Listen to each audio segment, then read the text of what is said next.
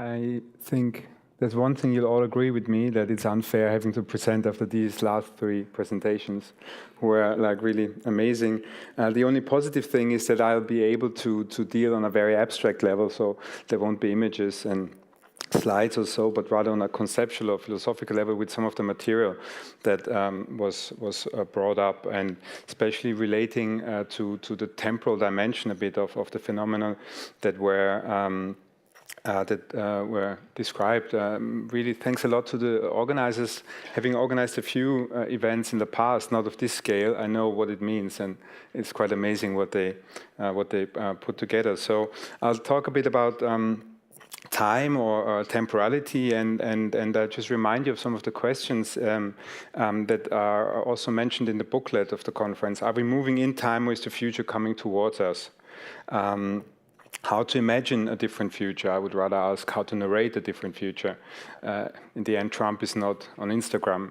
He is rather tweeting. So there's this obsession maybe we should also talk about with the aesthetics, with the image, when maybe it's rather questions of framing, of narrating. So, but how to imagine, narrate a different future, and how to crack open the contemporary situation. These are quotes from the booklet. As you'll see, I don't think we have to worry too much about cracking the contemporary. The present is already cracked. It is broken. The question is rather like how to imagine a different future, or imagine from the future. So it's questions or the relation between the future and the past, the future and the present that are in question, and basically whether the present is governed from the past, as we've seen, or from the future, as I will claim, or whether there's a predicted future, whether the future is based on the present or the other way around. Basically, I don't think that we are simply living in, as it's often said, in accelerated times or in a kind of constant present. But the temporal disorientation is a much more fundamental one these days, really on both in scale but also in its basic logic. Just think of the temporality of what more and more people, it has also been mentioned today, call the Anthropocene, which is basically a very tricky, philosophically, scientifically, but also politically, a very tricky issue, because we as a society can't really deal with it. It's a very tricky combination of social and planetary time, of two very different temporalities that we have problems of really making co-present. So these are a bit the questions that always bother me, and I deliberately brought it upon myself actually to be on this panel, because in the beginning I wasn't sure whether I join, whether I have something relevant to say. I still don't. Obviously, but then during a phone conversation with Rosa, I behaved very diva-like, right? She suggested the topic of post-contemporary fear for the panel or for me, and somehow I stick to it, and I forced it to myself.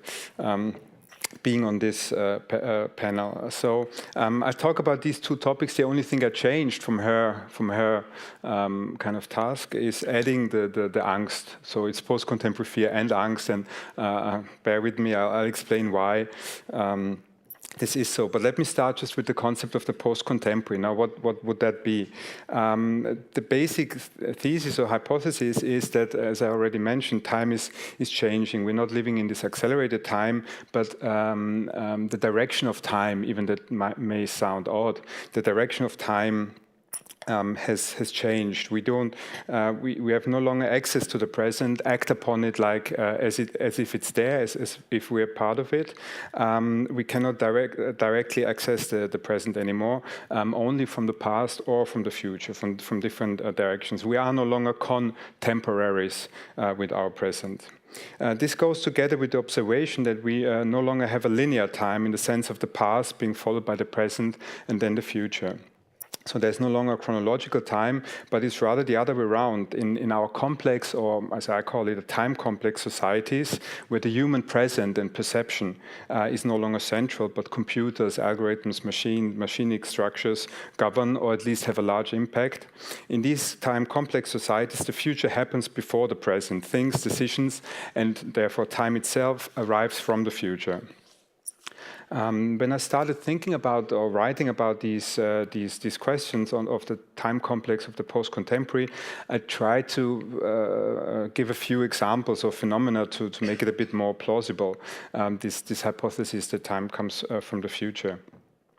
And most of them are labeled with the prefix of preemption, preemptive strikes, preemptive personalities, preemptive policing, recently Trump's preemptive framing, and other phenomena.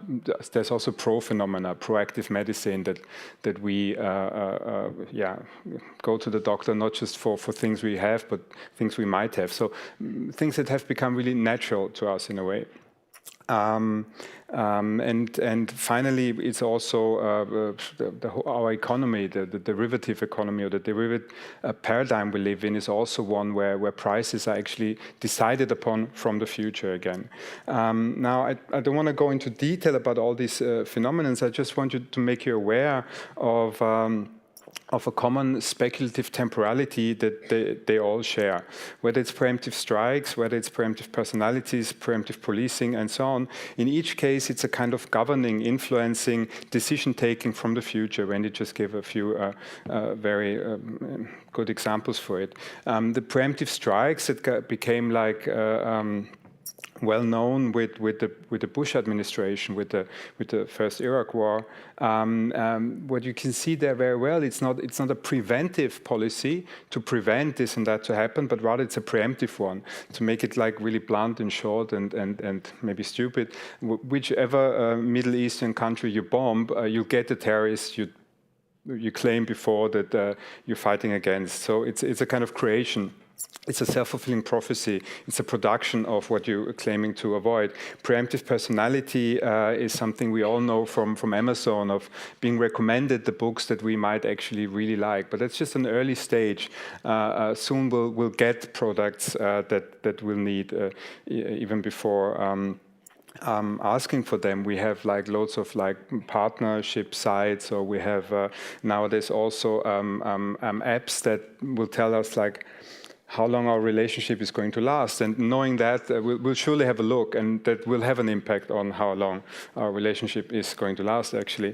Preemptive policing, I won't go into details because it has been mentioned, the Chicago Heat list and so on. My favorite, I'd rather mention the science fiction part of it. It's Minority Report, a short story by Philip K. Dick that became like famous by Steven Spielberg's film in 2007, I think. And most of you know the story, but what you have there is again one of these preemptive policing phenomena. You have a pre-crime unit with precogs somehow telling in advance what's going to happen. And the interesting moral or metaphysical, but also political problem that is presented there is that this pre-crime unit is so effective that there's actually no crimes anymore, which means everyone goes to jail or gets killed or whatever is done with them without them doing anything. So we have a bit of a moral dilemma here. There's no crimes, but also the criminals are innocent. Nevertheless, they are like killed or whatever is done to them. So these are the problems that we really nowadays face in a very concrete way. Now, given all these dystopian examples that I just mentioned, I think it's necessary to stress that I don't think it's a good idea, and at least me, I don't think of it, of this new temporality as necessarily something bad. The problem is only that we as a left, we as a society in general, we haven't really learned how to deal with this temporality in a progressive way, in an emancipatory way, how to deal with these runaway technologies that completely undermine actually, and not just in a kind of discursive academic way, with our liberal Western, however you call them, understanding and concept of subjectivity of society, but actually of democracy itself. So I don't want to condemn it, but the problem is just, so to say, that we only know this temporality in its neoliberal or increasingly neo-fascist version, and not in a progressive way. Because what we witness today in our time, which is no longer a contemporary one, is an increase of fear of the future, of the new, and of time itself. And And instead of embracing this new temporality, we rather have, and we all know the phenomena and the politicians, we have something like an increased looking backwards. So we don't look to the future, we don't invest ourselves in, imagine the future and look backwards and to the present, trying to change it in a progressive way, but rather politicians more and more become hegemonic that look backwards. Therefore, I'm interested in this fear element, and I propose to understand this in the most literal sense, that the fear of our time is really a fear of time itself, of this new time coming from the future. And what has been called the folkish festival of fear, Ben Brereton said that, is only the most obvious indication of an increasingly anti-modern, regressive, ethno-nationalist, racist authoritarianism, a kind of neo-cameralist financial feudalism that we see also at the rise in the US these days. Now, with regards to yesterday, I wanted to interfere in the debate with Nina Pao and Isabel Lora. There was an interesting point when they disagreed with each other about whether the state can be decapitated or whether the state is already amorphous and on various levels. I think yesterday I wanted to say they're both right. Now I have the power of the microphone. I think they were both wrong. We might be already in a new kind of paradigm where it's no longer the global neoliberal economy undermining the state, the logic of the Westphalian state, and so on. I have the power of the microphone, Nina. So what we witness today is like all these phenomena that cannot be understood anymore within the terms of either a deterritorialization or a reterritorialization. We have like more and more offshore zones. We have free zones. We have these kind of parasites, really literally like zones that are where the state creates like its own parasites from which it profits itself in a way. So we do know, maybe we no longer live in this old neoliberal capitalist paradigm, but in something that is much, much worse. Now, how to think now about this fear, and given this panel like focusing so much on media, and I wanted to suggest like two ways of thinking the relationship between this new temporality, the post-contemporary, and fear related to media. One is the relationship of media and computation. For example, software as an axiomatic in its preemptive temporal logic of an always already there. Here it is Luciana Parisi who has written a lot about the fact that, I quote, "The computation of relations coincides with a post-cybernetic mode of preemption." And how preemption can be described in a way that cybernetic strategies of control involve the anticipation of the future threat in present conditions of diffused fear. And obviously, end of quote, and obviously there's a very strong connection between the so-called apparatus of commodification and what Brian Msumi famously called the politics of everyday fear. The second way to understand how media, so to say, connects the post-contemporary and fear is how mass media produces a politics of fear. So it's mass media. And here especially it's preemption in media, or media preemption. Actually, today the question is not so much like what we don't fear, but like, no, the question is not like what we fear, but like what we don't fear. I mean, the list is like endless. Copy-pasted it from somewhere. We fear natural disasters, transportation accidents, spies, famines, droughts, serial killers, sex addiction, fluoridation, terrorism, rock music, assassination, global warming, wrinkles. Also, I copy-pasted it. Ozone depletion, satanism, aging, unemployment, burnout, Trump, Bannon, Trump's re-election, Trump's impeachment, everything can be and must be feared. So there is, as we all know, a mass production of fear, or fear production, which, I quote Brian Msumi again, there's a special attention to the role of the mass media, with the regularity and perhaps cyclic nature of media scare campaigns. And I think here we are confronted with, and it's necessary to understand this phenomenon of fear production really in its temporal mode in which it operates. And I think that we are confronted with a typically post-contemporary preemption on the level of media itself, or what the media theorist Victor Grond, I think he's pronounced, calls premediation. For him, that concerns the increasing and really obsessive occupation in the media with the future. This preoccupation might be nothing else, but even though that might sound like counterintuitive, this obsession with the future is a symptom for the disappearance of an actual politically progressive future worth its name, that the future feels and is in fact predetermined and automatized by algorithms and so on. So of our feeling of powerlessness. The problem is I have I don't know why, I have so many German notes here, so that's why I'm a bit stressed by this paper in front of me. But there's this obsession. I mean, do watch a bit of a television. It's amazing that it's less and less what happened yesterday or live coverage, but what happens next? What will Trump do? Where will be the next terrorist attack? How can we avoid this and that? And I guess it's the same in the commercial field, like this: what will spread the fastest? What's the next big thing? And so on. How much time have I got? I always have the feeling Sorry?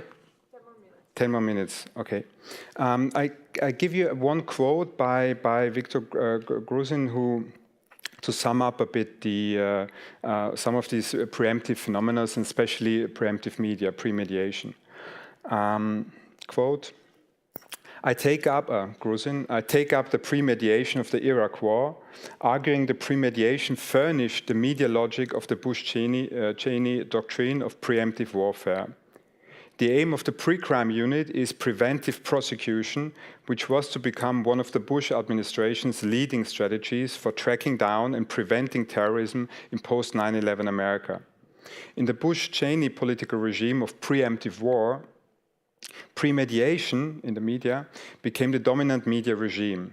The idea of preemptive warfare has its counterpart in the domestic practice of preventive prosecution of terrorists, and racial profiling and so on, which is now the official policy of the US government. Like preemptive warfare, preventive prosecution aims to stop acts of domestic terror before they happen.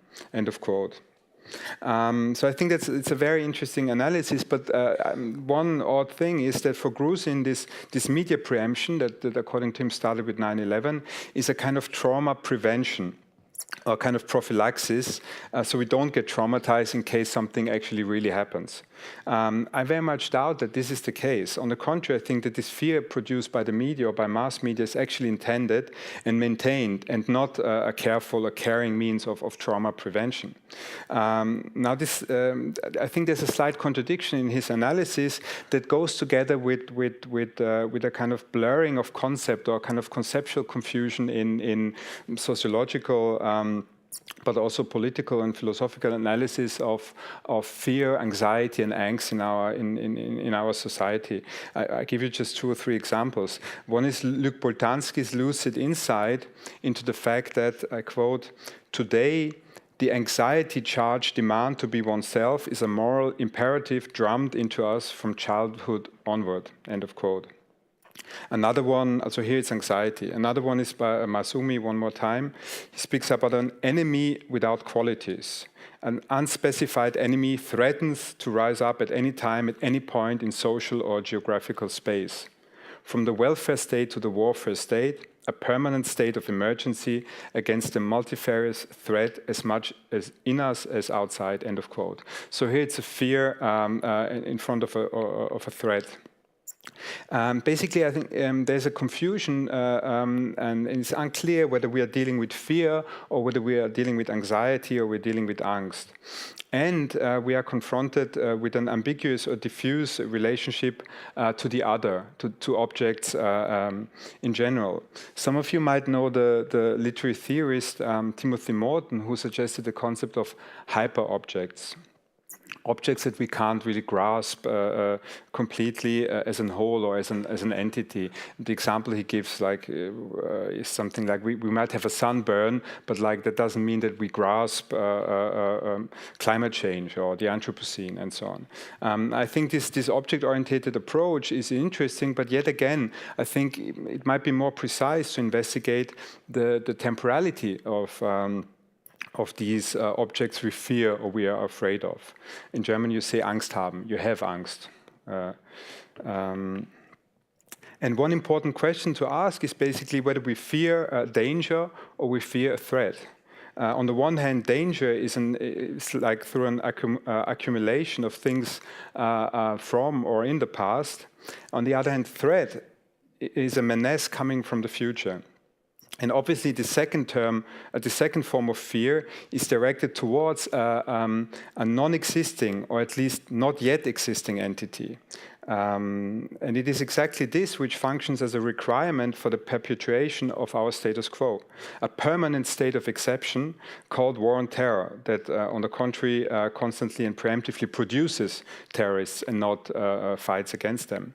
Now, that's a bit my point today, that when in the beginning I mentioned my doubt whether to speak of post-contemporary fear or post-contemporary angst, that it might be necessary to make a distinction. For those of you who studied philosophy or so, you might know that since Heidegger or Kierkegaard, like early existentialist philosophy, there is a distinction between angst or fear, exactly according to which fear is caused by something certain, something objectively present, something contemporary, one could say, an object that we share the same possible world with.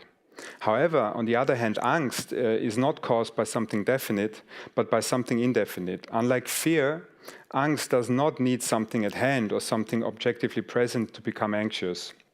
When you have Angst haben, you do not know what it is that you're anxious about.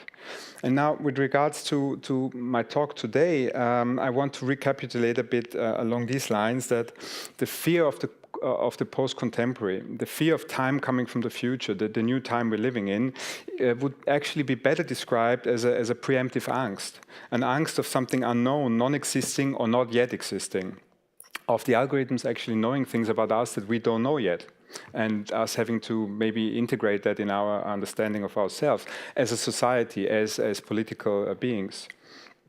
And unfortunately, and that's not just a psychological problem, but really or an ethical problem, but very much a political problem.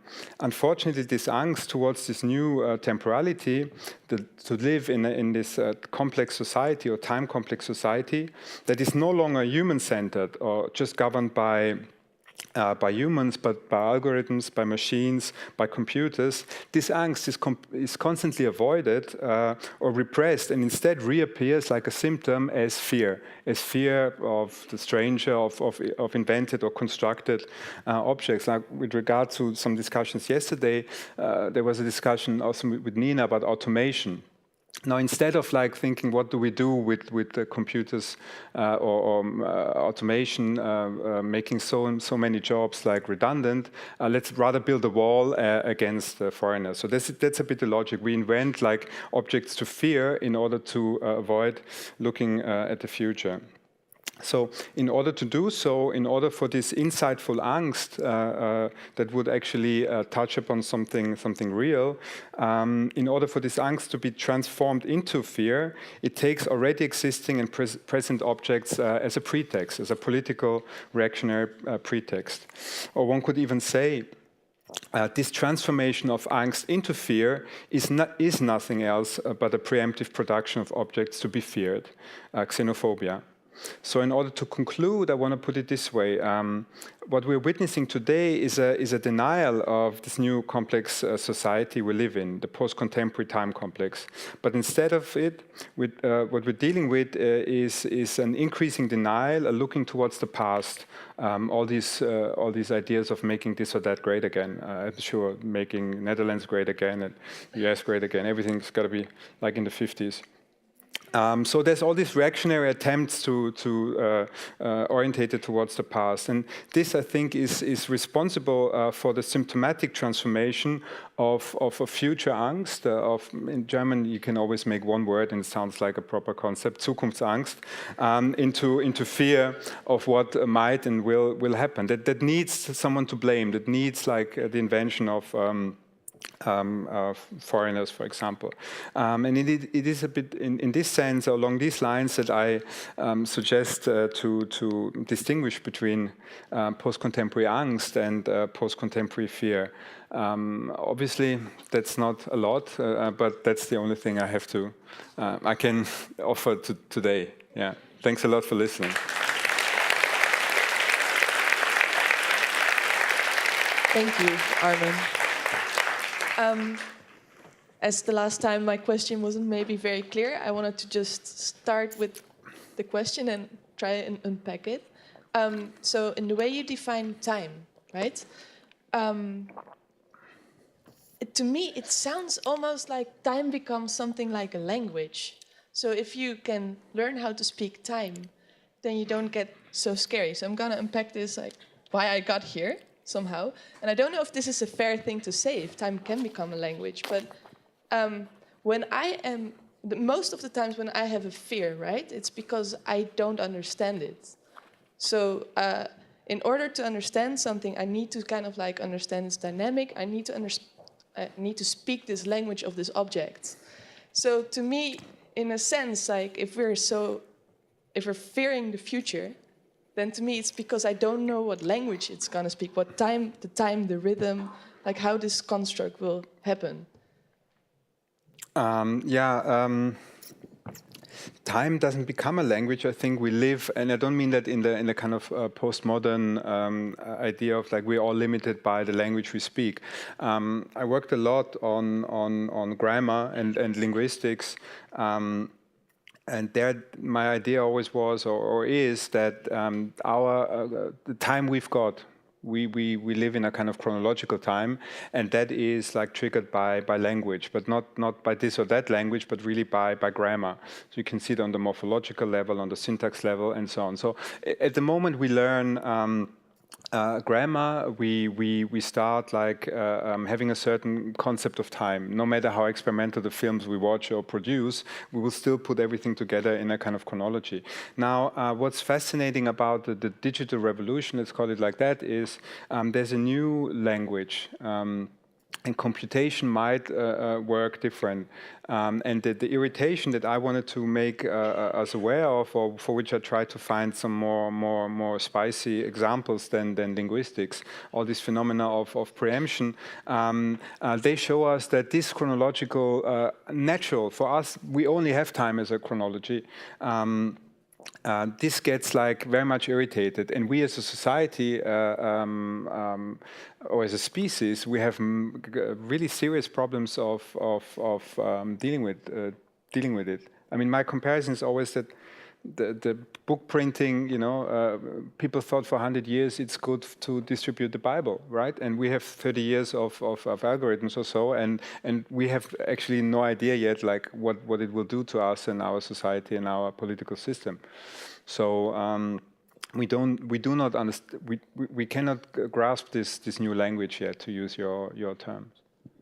Thank you. Are there questions from the audience? I see two. Not Nina.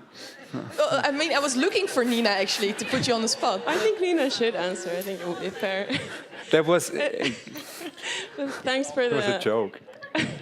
That was just to get a second question. Thank you for the talk. I just wanted to ask about discuss the temporality of now. Like, what's the contemporary? Because if we're, like you say, we're kind of, well, living in the future and wanting to go to the past, but like, I don't know, if you take like 1950s Europe, I don't know, like, I mean, sorry? Obviously, like 1950s Europe, like, I didn't live then, obviously, but wouldn't you, like, would you not argue that that then it was all about building the future because you were trying not to repeat the past that you just lived? So like, how would you see like living into contemporary and not in the past or the future?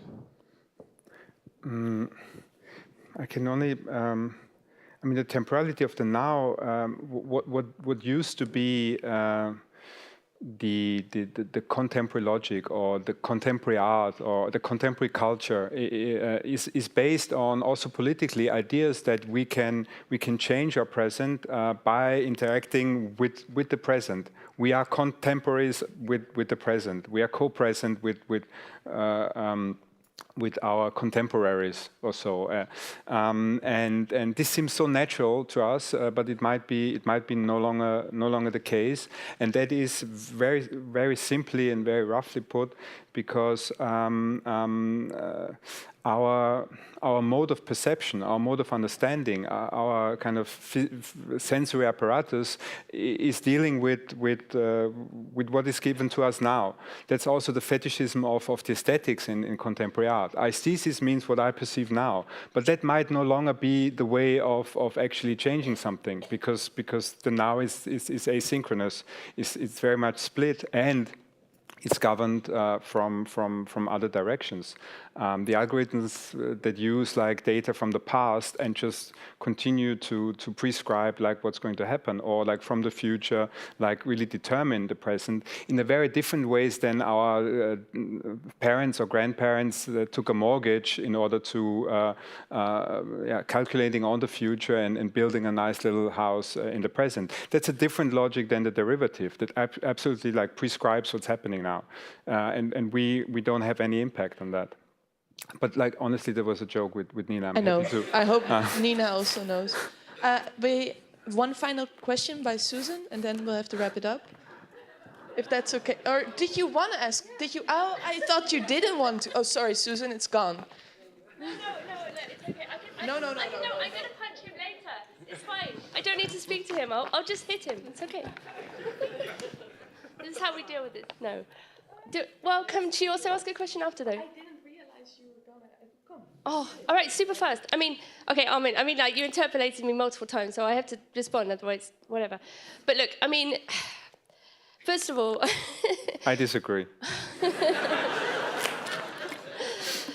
First of all, there is obviously that's why I was talking about both the state and capital. You know, I mean, when Deleuze and Foucault talk about the transition between disciplinary and societies of control, look, they precisely point out that the disciplinary forms such as the prison, courts, and so on do not disappear in the age of surveillance and data monitoring and so on. And even whatever you want to say comes after the society of control is something we live in that. So they're not sort of separable. I mean, it's like in the final instance, you will end up in prison, right? In the final instance, there are still refugee camps. In the final instant, there are still borders and increasing borders, right? So it's not to say that, like, we must have this kind of diffuse analysis, all this analysis of sovereignty and the ruling class. I mean, I never said that they were, we would have to choose between the two. Anyway, and secondarily, I think, ultimately you end up in a position where you're defending a very specific, even if you make this distinction between angst and fear, a very particular neurotic position. And I think it's much more important to think from the standpoint of those people who are really genuinely living in fear of the knock on the door, people who are living in refugee camps who do not have any sort of relation to the future because they're held trapped in limbo, and to think from the standpoint of those who are denied any relation to temporality, whatsoever. And, this thing about... fear, of course, look, let's analyse. I agree with you at one point. We need to analyse the way in which fear is manipulated and constructed. Think about the real fake news, these stories of, rapes by, asylum seekers in Cologne and whatnot, like this bullshit which is absolutely designed to make you hate the other, to construct the other. Not just fear the other, but to hate the other, right? We're surrounded by these stories. And so I agree that we need to analyse these things absolutely clearly. But the point would be to destroy fear, to think about people who are in real danger, crossing seas and fucking boats that are going to sink. Not to live in this neurotic, defend this kind of, like Western male neuroticism. Where's a Western, I agree that there's loads of things to fear. Right? I don't know. I'm saying we need to analyse fear, but then get the fuck over it and help people who are really in danger. But who said that? I mean, yesterday you were asked what to do practically. And I gave loads of examples. What? Are you not listening to anything anyone's saying? No? No, I can only agree with you when I listen to you, and I would say that there is many things to be feared. What I try to analyze is a certain the temporality of many of the phenomena that we heard about, like these self-fulfilling prophecies. Think of some of the examples that Wendy gave, and how in a way there's a kind of like philosophical, both philosophically and sociological, underlevel to it that might us help understanding how this is related to the constant production of objects to fear, and to what degree this specific you call it neurotic, or unfortunately, it's not just male kind of neurotic production of fear. How this is related to a kind of suppression of dealing with the new technologies, and what kind of transformation it brings to our society. This is for me by no means in contradiction with helping people, you know. But my talk was not about how to help people. Which is a deficit, but it simply wasn't. And it's by no means an attempt to say that no one has reason to fear. It's exactly that they're victims of this kind of fear production that do have to fear the knock on the door and other things that me, myself, experienced. So I don't see any contradiction. I'm sorry. I think we should end it here. Yeah. Okay. Oh, can I ask my question quickly? Quickly. Because it's not about fear as a mode of governance, which we're very familiar with, but it was a conversation we were having in class about the emergence of a new disorder, which has been labeled pre-traumatic stress disorder, and it's. And if you read some of the literature, my microphone is it tends to afflict people who work in the field of climate science, climate journalism, climate activists, etc. I'll try and speak loudly. But it also, the minute one produces a kind of disorder, it also presupposes modes of treatment, etc. So I just wondered whether you had actually encountered pre-traumatic stress disorder and the ways in which the formulation of this disorder then presupposes some means by which one could actually attend to it, which I actually think is an incredibly kind of fascinating move that's happened. I don't, but I agree with because the trauma has like one paradox, namely that it relates to an event that hasn't happened for the subject. No, the trauma needs, according to orthodox psychoanalysis, it has this fascinating temporality. It needs to be repeated, remembered, in order to really having existed. You know, so already a kind of temporal no-go. And now you talk about the pre-traumatic stress disorder of events that actually never happened but will happen. So it's a kind of like a trauma 2.0, like coming from the future. I haven't thought it through, but like it's exactly this kind of phenomena that I think we have problems dealing with.